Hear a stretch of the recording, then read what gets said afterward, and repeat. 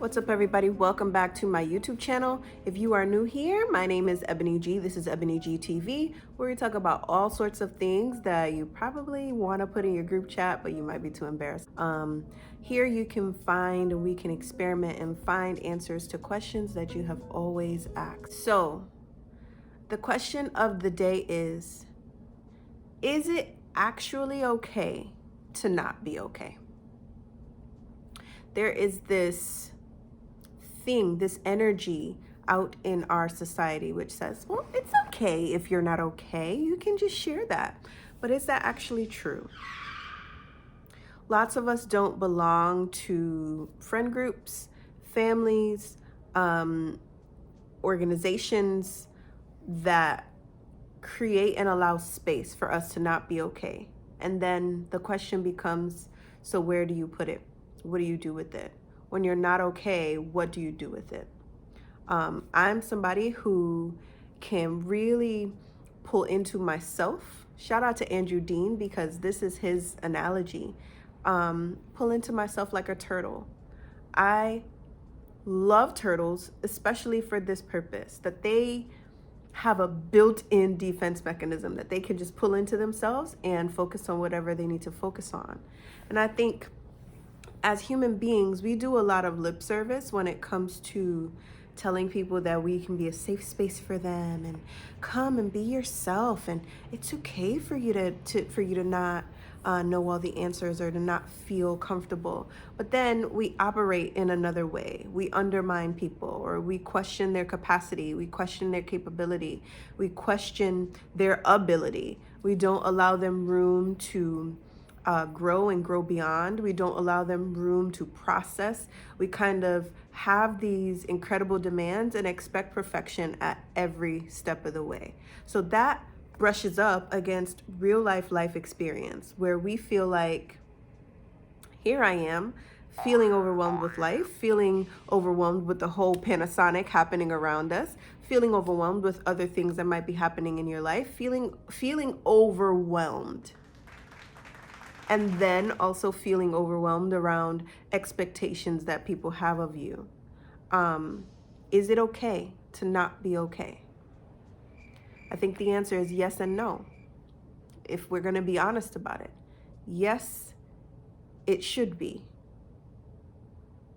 A lot of us don't belong in situations or are not a part of situations that create that space for us. And so today I would like to talk about ways that we can begin to cultivate that kind of space and create those kinds of relationships and boundaries in a way for when we are not okay.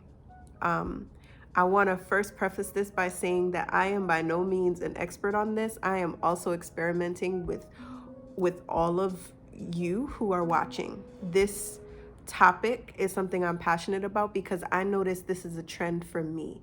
This is something that I do when I am overwhelmed and I don't feel okay, when I don't feel my best. I pull into myself because I don't think that I can offer that to the people that I care about.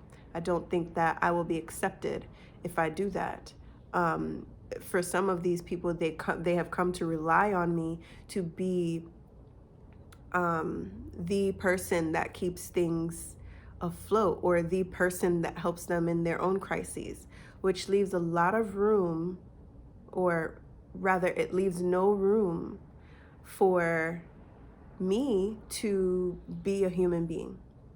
And that's my first step, is that I've messed up a lot of friendships without speaking to my friends and just kind of ghosting, because I wasn't able to say that I am not able to perform to the level that you need me to perform as a friend. I need to prioritize myself. And so in my younger days, and younger days is literally a couple years ago, I would just ghost friends, just stop talking to them, because I felt like even talking to them about it, it would create this weird dynamic around, oh, well, now she's not capable, and now she doesn't know, and now she doesn't feel like she can trust me, and all of that, which that's not what this is about. This is just me feeling like, wow, I have a lot going on, And if I don't show up to the relationship as my best self, then this person is kind of getting a raw deal. But can you see how messed up that kind of thinking is? Can you see how that kind of warped thinking can create dynamics where you accept being dehumanized in your loving relationships? If you can relate, you accept dehumanizing in your relationships, and you accept it as love, you accept it as care, and then you're also slightly bitter and salty because you're not able to be a true human in your situation. So the first experiment, I'm not even going to say tip, the first experiment is to try to show up as your fullest self with trusted people. This is not just being reckless. You show up to your job and say, oh my God, I'm feeling some kind of way. You'll hear some, in true fashion, you'll hear some sirens in a bit, but I'm going to continue filming. Where was I? Lost my train of thought. Oh, can you see how in a way you've enlisted to be dehumanized because of what you're interpreting your actions to mean and what their actions also mean? So that's experiment number 1. Experiment number 2 is to begin to say to people, hey, that is outside of my bandwidth. And the word bandwidth has completely shifted how I show up in relationships. I throw that word around extremely commonly because people, there's a space in their head where they really are able to understand, I don't have the capacity to do what it is you're asking me to do. And that capacity doesn't mean competency. It doesn't mean intelligence. It doesn't mean even desire sometimes. Sometimes it does mean desire. I do not have the capacity says I don't have it. And so that would be experiment number 2. And experiment number 3 is to try it with yourself. So I've noticed this with myself, that I will push myself to the ends of the damn earth to get things done. And then I don't recognize that I'm burning out until I'm far along. Checking in with yourself throughout the weeks, throughout the day, checking in and saying, how am I really feeling? What are the real feelings that I'm having right now? And if that doesn't make sense to you, then look at it this way. Not letting yourself be a true human in your relationships is also contributing to this like delusion that you are superwoman. You can do it all yourself. You don't need any help, and you don't need support, and you don't need any person to trust, because you can do it all yourself. That's a delusion, beloved. And so